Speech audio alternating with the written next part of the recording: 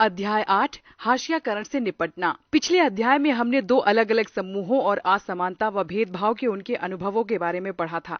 ये समूह भले ही कम ताकतवर हों, लेकिन उन्होंने अलग थलग कर दिए जाने या औरों के वर्चस्व का विरोध किया है, अपनी आवाज उठाई है और संघर्ष करते रहे हैं। उन्होंने अपने लंबे इतिहास में विविध रणनीतियों के सहारे हालात को बदलने का प्रयास किया है। धार्मिक सांत्वना, सशस्त्र संघर्ष, आत्म परिष्कार व शिक्षा और आर्थिक बेहतरी, अपनी स्थिति में सुधार के लिए उन्होंने तरह तरह के रास्ते अपनाए हैं। संघर्ष का कौन सा रास्ता चुना जाएगा, ये हर एक मामले में उन हालात पर निर्भर करता है जिसमें हाशियाई समुदाय रहते हैं। इस अध्याय में हम ये समझने की कोशिश करेंगे कि विभिन्न समूहों और व्यक्तियों ने असमानता से निपटने के लिए क्या क्या तरीके अपनाए हैं। आजादी के बाद भी इस तरह के संघर्ष और दलीलें जारी हैं, हालांकि उनका स्वरूप बदल गया है। आज हमारे देश के आदिवासी, दलित, मुसलमान, औरतें एवं अन्य हाशियाई समूह यह दलील दे रहे हैं कि एक लोकतांत्रिक देश का नागरिक होने के नाते उन्हें भी बराबर के अधिकार मिलने चाहिए और उनके अधिकारों की रक्षा होनी चाहिए। उनमें से बहुत सारे लोगों ने अपनी चिंताओं को दूर करने के लिए संविधान का भी सहारा लिया है। इस अध्याय में हम देखेंगे कि हाशियाई समूह अपने संघर्षों के दौरान संविधान का सहारा किस तरह लेते हैं। हम ये भी देखेंगे कि विभिन्न समूहों को निरंतर शोषण से बचाने के लिए अधिकारों को कानूनों की शक्ल कैसे दी जाती है। यहाँ इस बात पर भी विचार करेंगे कि इन समूहों को विकास का लाभ प्रदान करने के लिए सरकार की ओर से किस तरह के नीतिगत प्रयास किए गए हैं। मौलिक अधिकारों का उपयोग। जैसा कि आप इस पुस्तक के पहले अध्याय में पढ़ चुके हैं, संविधान में ऐसे कई सिद्धांत सूत्रबद्ध किए गए हैं जो हमारे समाज और राज्य व्यवस्था को लोकतांत्रिक बनाते हैं। इन सिद्धांतों को मौलिक अधिकारों के जरिए परिभाषित किया गया है। यह हमारे संविधान का एक महत्वपूर्ण हिस्सा है। ये अधिकार सभी भारतीयों को समान रूप से उपलब्ध होते हैं। जहाँ तक हाशियाई तबकों की बात है, उन्होंने इन अधिकारों को दो तरह से इस्तेमाल किया है। पहला, अपने मौलिक अधिकारों पर जोर देकर उन्होंने सरकार को अपने साथ हुए अन्याय पर ध्यान देने के लिए मजबूर किया है।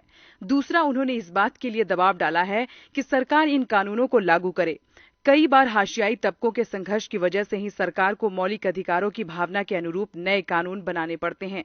संविधान के अनुच्छेद 17 के अनुसार अस्पृश्यता या छुआछूत का उन्मूलन किया जा चुका है। इसका मतलब है कि अब कोई भी व्यक्ति दलितों को पढ़ने, मंदिरों में जाने और सार्वजनिक सुविधाओं का इस्तेमाल करने से नहीं रोक सकता।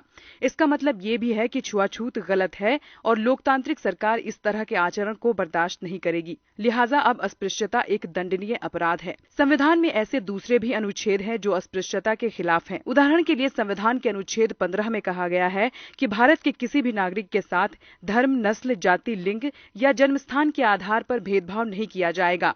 समानता के अधिकार का हनन होने पर दलित इस प्रावधान का सहारा लेते हैं। इस तरह यदि दलितों को लगता है कि कोई व्यक्ति या समुदाय या सरकार उनके साथ सही बर्ताव नहीं कर रही है, तो वे मौलिक अधिकारों का सहारा ले सकते हैं। उन्होंने बार बार भारत सरकार का ध्यान संविधान की ओर आकर्षित कराया भी है और इस बात पर जोर दिया है कि सरकार संविधान का पालन करे, उन्हें न्याय प्रदान करे। इसी तरह मुसलमानों तथा अन्य अल्पसंख्यक समुदायों ने भी संविधान में दिए गए मौलिक अधिकारों का सहारा लिया है। उन्होंने धर्म और सांस्कृतिक व शैक्षणिक अधिकारों की स्वतंत्रता के अधिकार पर जोर दिया है। जहाँ तक सांस्कृतिक और शैक्षणिक अधिकारों का प्रश्न है, मुसलमान और पारसी आदि सांस्कृतिक धार्मिक समूहों को अपनी संस्कृति की सुरक्षा का अधिकार मिला हुआ है। इस तरह विभिन्न प्रकार के सांस्कृतिक अधिकारों की व्यवस्था करके संविधान ने ऐसे समूहों को सांस्कृतिक न्याय देने का प्रयास किया है। इसका उद्देश्य ये है कि इन समूहों की संस्कृति पर न तो बहुसंख्यक समुदाय की संस्कृति का वर्चस्व हो और न ही वो नष्ट हो। हाशियाई तबकों के लिए कानून। जैसा कि आपने पहले पढ़ा था, सरकार अपने नागरिकों की रक्षा के लिए कानून बनाती है, लेकिन सरकार केवल इसी तरह कार्रवाई नहीं करती। हमारे देश में हाशियाई तबकों के लिए खास कानून और नीतियां बनाई गई हैं। बहुत सी नीतियां या योजनाएं किसी समिति की सिफारिशों या सर्वेक्षण आदि के नतीजों पर आधारित होती है। सरकार इस तरह की नीतियों को प्रोत्साहन देती है ताकि खास तबकों को सही अवसर उपलब्ध कराए जा सके। सामाजिक न्याय को प्रोत्साहन। संविधान को लागू करने के लिए राज्य और केंद्र सरकारें जनजातीय आबादी वाले या भारी दलित आबादी वाले इलाकों में विशेष प्रकार की योजनाएं लागू करती हैं। उदाहरण के लिए कई स्थानों पर दलितों और आदिवासियों को सरकार की ओर से मुफ्त या रियायती दरों पर छात्रावास की सुविधा उपलब्ध कराई गई है ताकि वे शिक्षा संबंधी सुविधाएं हासिल कर सकें, जो मुमकिन है कि उनके अपने इलाकों में उपलब्ध नहीं हो। कुछ जरूरी सुविधाएं मुहैया कराने के अलावा सरकार कानूनों का भी इस्तेमाल करती है ताकि व्यवस्था में निहित असमानता को खत्म करने के लिए ठोस कदम उठाए जा सके। आरक्षण की व्यवस्था इसी तरह का एक महत्वपूर्ण कानून या नीति है। यह महत्वपूर्ण होने के साथ बेहद विवादास्पद भी है। शिक्षा संस्थानों और सरकारी नौकरियों में दलितों व आदिवासियों के लिए सीटों के आरक्षण का कानून एक महत्वपूर्ण तर्क पर आधारित है।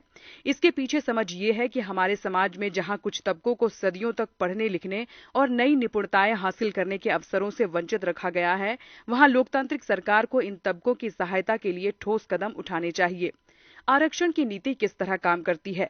देश भर की सभी राज्य सरकारों के पास अनुसूचित जातियों, अनुसूचित जनजातियों और पिछड़ी व अति पिछड़ी जातियों की अपनी अपनी सूचियां हैं। इसी तरह की एक सूची केंद्र सरकार के पास भी होती है। जो विद्यार्थी शैक्षणिक संस्थानों में दाखिले के लिए या जो उम्मीदवार सरकारी नौकरियों के लिए आवेदन देते हैं, उन्हें जाति और जनजाति प्रमाण पत्र के रूप में अपनी जाति या जनजाति का सबूत देना होता है। अगर कोई खास दलित जाति या जनजाति सरकारी सूची में है, तो उस जाति या जनजाति का उम्मीदवार आरक्षण का लाभ उठा सकता है। कॉलेजों, खासतौर से मेडिकल कॉलेज जैसे पेशेवर संस्थानों में दाखिले के लिए सरकार ने कट ऑफ या न्यूनतम अंक सीमा तय की हुई है। इसका मतलब है कि इन संस्थानों में सभी दलित और आदिवासी उम्मीदवार दाखिला नहीं पा सकते। इनमें उन्हीं दलित और आदिवासी विद्यार्थियों को दाखिला मिल सकता है जिन्होंने परीक्षाओं में अच्छा प्रदर्शन किया है और न्यूनतम अंक सीमा से ज्यादा अंक प्राप्त किए हैं। सरकार इन विद्यार्थियों को विशेष छात्रवृत्ति भी देती है। 9वीं कक्षा की राजनीतिक विज्ञान की पुस्तक में आप अन्य पिछड़े वर्गों के लिए आरक्षण की व्यवस्था के बारे में और विस्तार से जानेंगे। दलितों और आदिवासियों के अधिकारों की रक्षा। हाशियाई समुदायों को भेदभाव और शोषण से बचाने के लिए नीतियों के अलावा हमारे देश में कई कानून भी बनाए गए हैं। आइए यहाँ एक सच्ची घटना पर आधारित इस केस स्टडी को पढ़कर जाने कि अपनी रक्षा के लिए दलित इन कानूनों का किस तरह इस्तेमाल करते हैं। जकमालगुर गांव के लोग एक बड़े त्योहार की तैयारी में जुटे हैं। यहाँ हर 5 साल में एक बार स्थानीय देवता की पूजा की जाती है। 5 दिन चलने वाले इस उत्सव में आसपास के 20 गांव के पुजारी इकट्ठा होते हैं। इस कार्यक्रम की शुरुआत में दलित समुदाय का एक व्यक्ति सारे पुजारियों के पैर धोता है और धोवन के इस पानी से नहाता है। जकमालगुर में ये काम रत्नम के परिवार के लोग करते हैं। रत्नम से पहले उसके पिता और दादा ये काम करते रहे हैं। उन्हें कभी मंदिर में दाखिल नहीं होने दिया गया, लेकिन इस रस्म को उनके लिए एक भारी सम्मान के रूप में देखा जाता था। इस बार रत्नम की बारी थी। रत्नम 20 साल का था और पास के ही एक कॉलेज में इंजीनियरिंग की पढ़ाई कर रहा था। उसने ये रस्म निभाने से इनकार कर दिया। उसने कहा कि वो इस संस्कार में विश्वास नहीं करता और उसके पुरखों को दलित होने के कारण ऐसा करने के लिए मजबूर किया जाता था। रत्नम के इनकार से न केवल गांव की ताकतवर जातियां बल्कि उसके अपने समुदाय के कई परिवार भी खफा थे। ऊंची जातियों के लोगों को ये देखकर हैरानी थी कि कच्ची उम्र का एक नौजवान उसका हुक्म मानने से इनकार कर रहा है। उनको लगता था कि रत्नम की पढ़ाई लिखाई ने उसे बिगाड़ दिया है और अब वो खुद को उनके बराबर मानने लगा है। रत्नम की जाति के लोग भी ऊंची जाति वालों के गुस्से की आशंका से डरे हुए थे। उनमें से बहुत सारे सवर्णों के खेत खलिहानों में दिहाड़ी मजदूर थे। अगर प्रभुत्वशाली जातियां उन्हें काम देना बंद कर दें तो वे क्या खाएंगे, जिंदगी कैसे चलेगी। ऊंची जातियों ने यह भी ऐलान कर दिया था कि अगर दलित नहीं झुकेंगे तो उन्हें स्थानीय देवता का अभिशाप लगेगा। रत्नम की दलील ये थी कि चूंकि आज तक एक भी दलित मंदिर के भीतर नहीं गया है, इसलिए देवता के उन पर गुस्सा होने का सवाल ही नहीं उठता। ताकतवर जातियों ने रत्नम को सबक सिखाने की ठानी। उन्होंने उसके समुदाय को हुक्म दिया कि वे रत्नम और उसके परिवार का बहिष्कार कर दें। सभी को ये आदेश दिया गया कि कोई भी उसके परिवार से किसी भी तरह का संपर्क नहीं रखे। एक रात को अचानक कुछ लोगों ने आकर रत्नम की झोपड़ी में आग लगा दी। रत्नम किसी तरह अपनी मां के साथ जिंदा भाग निकला। उसने अनुसूचित जाति एवं अनुसूचित जनजाति अधिनियम 1989 के तहत स्थानीय थाने में मामला दर्ज कराया। बाकी दलित परिवार तब भी उसके समर्थन में आगे नहीं आए। वे डरे हुए थे। उन्हें लगा कि अगर वे अपना मुंह खोलेंगे तो उनकी हालत भी रत्नम जैसी ही बना दी जाएगी। स्थानीय मीडिया ने इस घटना पर काफी ध्यान दिया। बहुत सारे पत्रकारों ने गांव का दौरा किया। रत्नम को उन्होंने दलित प्रतिरोध के प्रतीक के रूप में पेश किया। अंततः विवादास्पद रस्म तो खत्म कर दी गई, लेकिन उसके परिवार को गांव छोड़कर जाना पड़ा क्योंकि गांव की ऊंची जातियों ने उसका बहिष्कार कर दिया। अनुसूचित जाति एवं अनुसूचित जनजाति अधिनियम 1989। रत्नम ने अपने गांव में ऊंची जातियों द्वारा किए जा रहे भेदभाव और हिंसा का विरोध करने के लिए अनुसूचित जाति एवं अनुसूचित जनजाति अधिनियम के तहत शिकायत दर्ज कराई और कानून का सहारा लिया। ये कानून 1989 में दलितों तथा अन्य समुदायों की मांग की जवाब में बनाया गया था। उस समय सरकार पर इस बात के लिए भारी दबाव पड़ रहा था कि वो दलितों और आदिवासियों के साथ रोजमर्रा होने वाले दुर्व्यवहार और अपमान पर रोक लगाने के लिए ठोस कार्रवाई करे। यूं तो इस तरह का व्यवहार लंबे समय से चला आ रहा था, लेकिन 70 के दशक के आखिर और 80 के दशक में ये समस्या हिंसक रूप लेने लगी थी। इसी दौरान दक्षिण भारत के कई हिस्सों में अपने हकों का दावा करने वाले बहुत सारे आग्रही दलित संगठन सामने आए और उन्होंने अपने हकों के लिए पुरजोर आवाज उठाई। वे तथाकथित जातीय दायित्वों का निर्वाह करने को तैयार नहीं थे और समानता का अधिकार चाहते थे। रत्नम की तरह उन्होंने भी दलित का अपमान व शोषण करने वाली परंपराओं को मानने से इनकार कर दिया था। इसकी वजह से ऊंची जातियों के लोग उसके साथ खुलेआम हिंसा पर उतारू हो गए थे। सरकार को इस बात का एहसास कराने के लिए दलित संगठनों ने व्यापक अभियान चलाए कि छुआछूत अभी भी जारी है। उन्होंने इस बात के लिए दबाव बनाया कि नए कानूनों में दलितों के साथ होने वाली विभिन्न प्रकार की हिंसा की सूची बनाई जाए और इस तरह के अपराध करने वालों के लिए सख्त सजा का प्रावधान किया जाए। इसी प्रकार 1970 और 1980 के दशकों में आदिवासियों ने भी खुद को बड़े पैमाने पर संगठित किया। उन्होंने न केवल बराबरी के लिए आवाज उठाई, बल्कि अपनी जमीन व संसाधनों को हासिल करने के लिए भी आंदोलन चलाए। इन आदिवासियों को भी ताकतवर सामाजिक गुटों का गुस्सा झेलना पड़ा और उनके साथ भी जमकर हिंसा हुई। यही वजह है कि इस कानून में अपराधों की एक बहुत लंबी सूची दी गई है। इनमें से कई अपराध तो इतने भयानक हैं कि उनके बारे में सोचकर ही दिल दहल जाता है। इस कानून में न केवल भयानक अपराधों का उल्लेख किया गया है, बल्कि यह कानून इस बात की ओर इशारा भी करता है कि साधारण इंसान भी कितने जघन्य कृत्य कर सकते हैं। इस प्रकार इस तरह के कानून हमारे सोचने और काम करने के तरीके को प्रभावित करते हैं और दोषियों को सजा भी देते हैं। इस कानून में कई स्तर के अपराधों के बीच फर्क किया गया है। पहला, इसमें शारीरिक रूप से खौफनाक और नैतिक रूप से निंदनीय अपमान के स्वरूपों की सूचना दी गई है।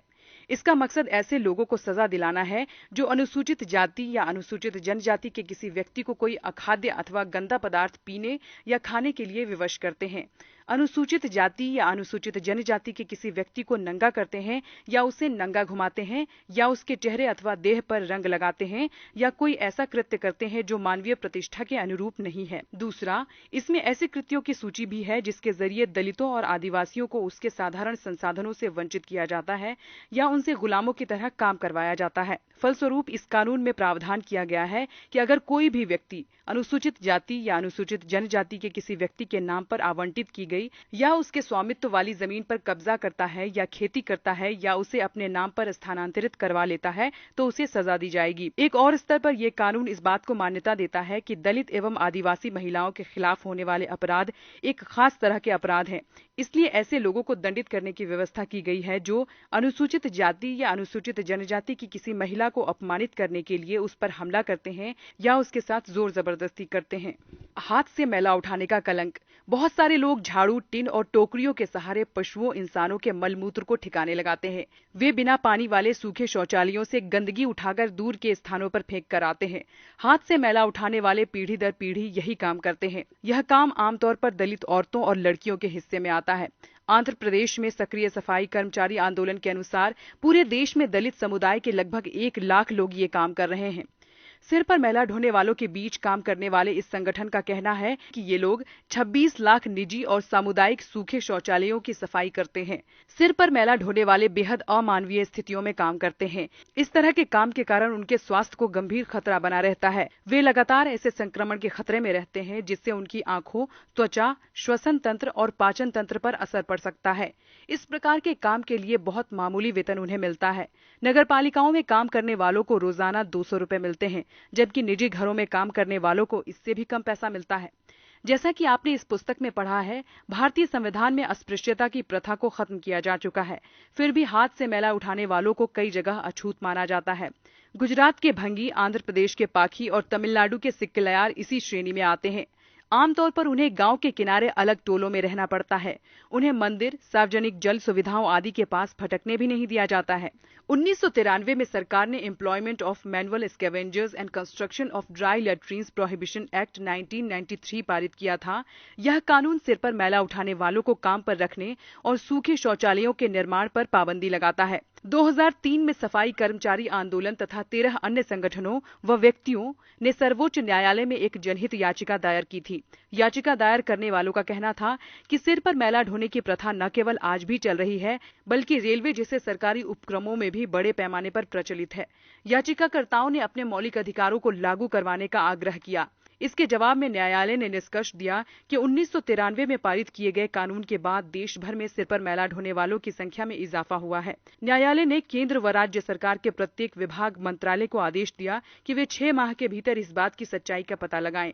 अगर सिर पर मैला ढोने की प्रथा अभी भी प्रचलन में पाई जाती है तो संबंधित सरकारी विभागों को ऐसे लोगों की मुक्ति और पुनर्वास के लिए एक समयबद्ध कार्यक्रम तैयार करना चाहिए। हाथ से मैला उठाने वाले कर्मियों के नियोजन का प्रतिषेध और उनका पुनर्वास अधिनियम 6 दिसंबर 2013 से लागू हुआ है। आदिवासियों की मांगे और 1989 का अधिनियम।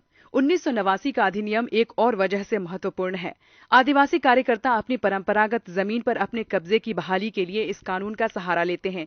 जैसा कि आपने पिछले अध्याय में पढ़ा था, अपनी जमीन छोड़ने और जबरन विस्थापन से आदिवासियों को भारी परेशानी होती है। कार्यकर्ताओं का कहना है कि जिन लोगों ने आदिवासियों की जमीन पर जबरदस्ती कब्जा कर लिया है, उन्हें इस कानून के तहत सजा दी जानी चाहिए। उन्होंने कहा कि यह कानून भी जनजातीय समुदायों को केवल वही लाभ देता है जिनका संविधान में आश्वासन दिया गया था। उनका कहना है कि संवैधानिक रूप से आदिवासियों की जमीन को किसी गैर आदिवासी व्यक्ति को नहीं बेचा जा सकता। जहां ऐसा हुआ है, वहां संविधान की गरिमा बनाए रखने के लिए उन्हें उनकी जमीन वापस मिलनी चाहिए। आदिवासी कार्यकर्ता सीके जानू का आरोप है कि आदिवासियों के संवैधानिक कानूनों का उल्लंघन करने वालों में विभिन्न प्रदेशों की सरकारें भी पीछे नहीं हैं। यही सरकारें हैं जो लकड़ी व्यापारी, पेपर मिल आदि के नाम पर गैर आदिवासी घुसपैठियों को जनजातीय जमीनों का दोहन करने और आदिवासियों को उनके परंपरागत जंगलों से उजाड़ने की छूट देती है। इसके अलावा जंगलों को आरक्षित या अभयारण्य घोषित करके भी लोगों को वहां से बेदखल किया जा रहा है। सुश्री जानू का यह भी कहना है कि जो आदिवासी पहले ही बेदखल हो चुके हैं और जो अब वापस नहीं लौट सकते, उन्हें भी मुआवजा दिया जाना चाहिए। इसका मतलब ये है कि सरकार ऐसी योजनाएं बनाए जिनके सहारे वे नए स्थानों पर रह सकें और काम कर सके। जब सरकार आदिवासियों से छीनी गई जमीन पर औद्योगिक या अन्य परियोजनाओं के निर्माण के लिए बेहिसाब पैसा खर्च कर सकती है, तो इन विस्थापितों को पुनर्वास देने के लिए मामूली सा पैसा खर्च करने में क्यों हिचकिचाती है।